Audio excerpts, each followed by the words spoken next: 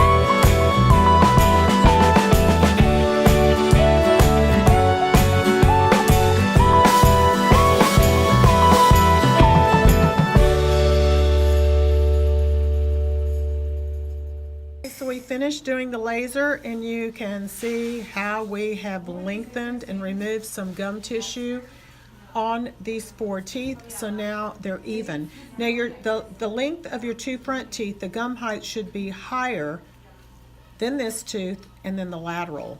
So these are never all the same height. That makes for a natural smile. And you saw them. We showed them to you in the mirror. How do you like it? I love them. They look so good. Okay, and what Yes, you ma'am. wanted was to show more teeth, right? Yes, ma'am. Okay, so you like it? Yes, okay, ma'am. mission accomplished.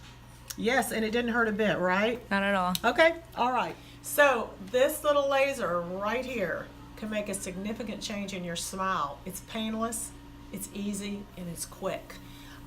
Come see us. We can make your smile symmetrical as well. And it's inexpensive. Probably runs around $300 for the four teeth. So I'm Dr. Alani, the Texas Tooth Lady, and thank you for subscribing.